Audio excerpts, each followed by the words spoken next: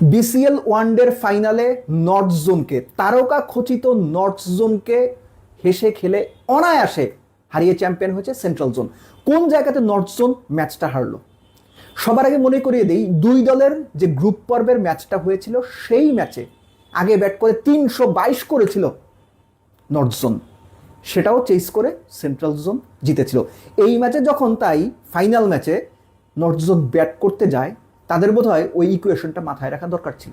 প্রথম বলবো হাবিবুর রহমান সোহানের কথা। তিনি অফ স্ট্যাম্পের বাইরে ঠিক কতটুকু দুর্বল, খুব বাজেভাবে তাসকিন তাকে এক্সপোজ করে দিয়েছেন।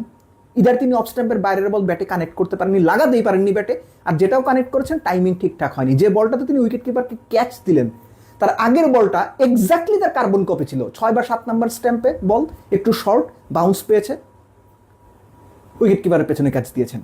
তানজিদ তামিম রিপন মন্ডলের বল আউট হয়েছেন, রিপন মন্ডল 41 রান দিয়ে 4 উইকেট পেয়েছেন, দুর্দান্ত বল করেছেন। আমার মনে হয়েছে তানজিদ তামিম কত 22 বলে বোধহয় 23 করেছেন। রানটা বিষয় না, বিষয়টা হচ্ছে রিপন মন্ডল যতটা তানজিদ তামিমকে আউট করেছেন তার চেয়ে বেশি তানজিদ তামিম নিজের ইগোর কাছে আউট হয়েছে বলে আমার মনে হয়েছে। আমি কথাটা কেন বলছি? গ্রুপ পর্বের ম্যাচে যেটাতে তানজিদ তামিম 92 করেছিলেন, ওই ম্যাচে তিনি রিপন মন্ডলের বলে আউট হয়েছিলেন। তার ভেতরে হয়তো ছিল রিপন মন্ডলকে 4-6 মেরে দিব, দরকার ছিল না তানজিদ তামিম। আমার অনুমান, আমি ভুল হতে পারি, কিন্তু আমার মনে হয়েছে রিপন মন্ডল না। আবারও বলছি, আপনি আপনার ইগোর কাছে আউট হয়েছেন। তাওহিদ হৃদয় একজনই স্ট্যান্ড আউট পারফর্মার, এবং এই স্ট্যান্ড আউট পারফর্মারের সাথে আপনি যোগ করে নেন যে ম্যাচ আপ নামের একটা মাথায় ঢুকে থাকা ভূত পুরো ব্যাটিংটাকে গুবলেট পাকিয়ে দিয়েছে নর্থ জোন। আমি কথাটা কেন বলছি? তাওহিদ হৃদয় প্রথম 50 বলে রান করেছিলেন 27, শেষ পর্যন্ত রান কত? 98 বলে 96, অর্থাৎ পরের 48 বলে তাওহিদ হৃদয় 69 রান করেছেন 143-এর মতো স্ট্রাইক রেটে। নাজমুল শান্ত পুরো টুর্নামেন্ট যিনি বাজে খেলেছেন, ফাইনাল ম্যাচেও খারাপ করেছেন, তিনি যখন আউট হলেন ম্যাচ আপের নামে নামিয়ে দেওয়া হলো মেহরাব অহিনকে। দরকার ছিল? আমার কিন্তু সেটা মনে হয় না। ওই পার্টিকুলার জায়গায় যেখানে মেহরাব অহিন নামলেন, আকবর দারুণ করছেন লাস্ট ফিউ সিরিজ, তাকে নামানো হয়নি। প্রেশার সিচুয়েশন এমন হয়ে গিয়েছিল, আমরা সাব্বিরের মতো হার্ড হিটার ক্রিকেটারকে 56 স্ট্রাইক রেটে 24-25 করতে দেখলাম।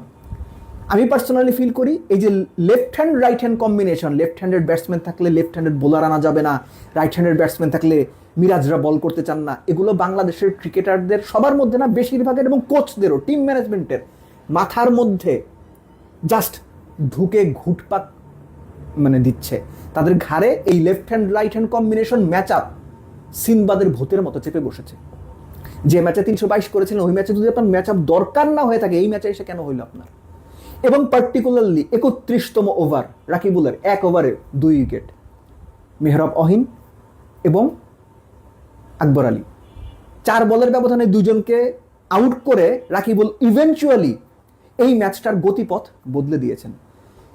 আকবরের কথা আলাদা করে বলতে হয়, ইনফর্ম প্লেয়ার, তাকে প্রথম বলটা লেগ মিডিলে করা হলো, আপিল হয়েছিল, আউট হননি, পায়ে লেগেছে। পরের বলটা অফ মিডিলে ভেতরে এসেছিল, একটু জোরের উপরে, আকবর ঠেকিয়েছেন। ঠিক তার পরের বলটায় আকবর সুইপ খেলতে গিয়েছেন, যেটা একদম মিডল স্ট্যাম্পের বল, অফ মিডিলের বল, এমন একটা জায়গায় হিট করেছেন ওটা মিডল স্ট্যাম্পেই লাগতো। আকবরের কাছে আমার প্রশ্ন, আপনি ওই সিচুয়েশনে সুইপ খেলতে যাওয়াটা খুব বেশি দরকার ছিল? উইকেট কিন্তু ব্যাটিংয়ের জন্য ভালো ছিল, এটা তাওহিদ হৃদয়ের ইনিংস দেখে আমরা বুঝতে পারি। আকবর আউটের পর সাব্বির চেষ্টা করেছেন, কিন্তু সাব্বির কি 40 বলে 20 করবেন, 30 বলে 15 করবেন? সাব্বির ওই প্লেয়ার না। সাব্বিরকে ওই রোল দিলে সাব্বিরের জন্য ওই রোল প্লে করাটা খুব কষ্ট। সাব্বির পারেননি, 24-25 রান করেছেন, কিন্তু যে বলগুলো তিনি খেলেছেন, তিনি শেষের দিকে যদি 25 বল খেলতেন, সাব্বির রান করতো 40। সো এই জায়গাতে একটা ট্রিক মিস করে তারা 238 করেছে। 238 যে টিম এর আগে 322 করে যে টিমের সঙ্গে হেরেছিল, 238 করে পাওয়ার কথা ছিল, পায়নি। 38 ওভার 238 চেস করেছে সেন্ট্রাল জোন। একটা পার্টিকুলার পার্টনারশিপ যেটা নর্থ জোনের হয়নি। ওই পার্টিকুলার পার্টনারশিপটা কি নাইম শেখ এবং সাইফ হাসানের মধ্যে 164 রানের পার্টনারশিপ, সম্ভবত 24 ওভারে। নাইম শেখ 87 বলে 78 করেছেন, আর সাইফ 78 বলে 87 করেছেন। তাদের এই পার্টনারশিপটা খেলা শেষ করে দিয়েছে। কোনো রকম পাত্তা পায়নি সেন্ট্রাল জোনের বোলাররা।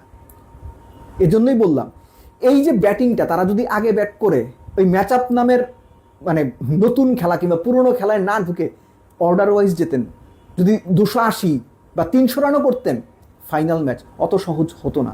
কিন্তু ইভেন্চুয়ালি আমার মনে হয়েছে নর্থ জোন ট্যাকটিক্যাল ভুলের কারণে এই ম্যাচটায় পিছিয়ে গিয়েছিল এবং পিছিয়ে যাওয়ার ফলে তারা সেখান থেকে রিকভার করতে পারেনি। বাট সব কিছুর শেষে বিসিএল ওয়ানডে চ্যাম্পিয়ন হওয়ার জন্য সেন্ট্রাল জোনকে অভিনন্দন, আপনারা দারুণ পারফর্ম করেছেন এবং ডিজার্ভিংলি চ্যাম্পিয়ন। লাস্টলি এই টুর্নামেন্টে এর আগে একটা আলোচনাতে আমি বলেছিলাম যে ইয়াংস্টারদের মধ্যে বা পাইপলাইন ক্রিকেটারদের মধ্যে পার্টিকুলারলি তেমন কেউ খুব ভালো নজর কাটতে পারেনি যাদের কথা আলাদা করে বলা যায়। এটাই ছিল সবচেয়ে ডিসঅ্যাপয়েন্টিং পার্ট। কিন্তু টুর্নামেন্ট মাঠের ক্রিকেট হিসেবে যথেষ্ট ভালো হয়েছে এবং এরকম একটা ভালো টুর্নামেন্ট উপহার দেওয়ার জন্য ক্রিকেটার, বিসিবি, সংশ্লিষ্ট সব পক্ষকে একটা বড় ধন্যবাদ।